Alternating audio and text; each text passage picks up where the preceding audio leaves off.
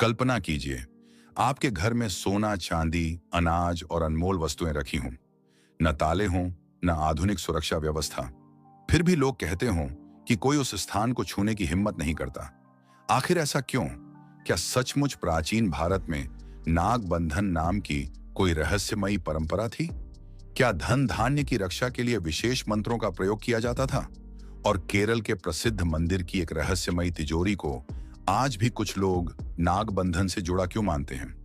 आइए इस रहस्य को समझने की कोशिश करते हैं। नाग बंधन क्या माना जाता है? नाग बंधन दो शब्दों से मिलकर बना है, नाग और बंधन। कुछ लोक परंपराओं में इसका अर्थ एक ऐसी प्रतीकात्मक या धार्मिक सुरक्षा व्यवस्था माना जाता है जिसमें नाग देवता की कृपा और संरक्षण की कामना की जाती है। यह ध्यान रखना जरूरी है कि हिंदू धर्म के सभी प्रमुख शास्त्रों में नाग बंधन नाम से एक समान विस्तृत विधि का स्पष्ट वर्णन नहीं मिलता। अलग अलग क्षेत्रों में इसकी अलग अलग मान्यताएं हैं।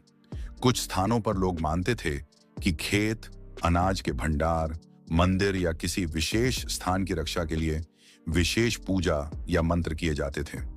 इन मान्यताओं में नाग देवता को भूमि और संरक्षण का प्रतीक माना गया। क्या प्राचीन लोग धन धान्य की रक्षा के लिए ऐसा करते थे? लोक कथाओं में ऐसी बातें मिलती हैं कि पुराने समय में लोग अपने अन्न भंडार, मंदिरों और महत्वपूर्ण स्थानों की रक्षा के लिए धार्मिक अनुष्ठान करते थे। कुछ परंपराओं में इन्हें नाग बंधन से जोड़ा जाता है। हालांकि इतिहासकारों और उपलब्ध शास्त्रीय स्रोतों में इसका ऐसा प्रमाण नहीं मिलता कि यह पूरे भारत में प्रचलित या सिद्ध सुरक्षा विधि थी। इसलिए इसे लोक विश्वास के रूप में ही समझना उचित है। भारत में नाग बंधन का सबसे प्रसिद्ध उदाहरण केरल का पैडमनाभास्वामी टेम्पल माना जाता है। इस मंदिर के रहस्यमयी कल्लारा बी, वॉल्ट बी के बारे में वर्षों से यह लोक मान्यता चली आ रही है कि इसके द्वार पर नाग बंधन या नागपाश मंत्र का प्रयोग किया गया था। कहा जाता है कि इस द्वार पर कोई सामान्य ताला नहीं था, बल्कि यह विशेष आध्यात्मिक सुरक्षा से संरक्षित था। कुछ परंपराओं में यह भी माना जाता है कि इसे केवल गरुड़ मंत्र का गहन ज्ञान रखने वाला सिद्ध साधक ही खोल सकता है। हालांकि इन दावों का सार्वजनिक रूप से प्रमाणित ऐतिहासिक या वैज्ञानिक साक्ष्य उपलब्ध नहीं है, इसलिए इन्हें लोक परंपरा और धार्मिक मान्यता के रूप में ही देखा जाता। यही कारण है कि आज भी नाग बंधन शब्द सुनते ही लोगों के मन में रहस्य, प्राचीन मंत्रों और छिपे हुए खजानों की कहानियां जीवित हो उठती हैं।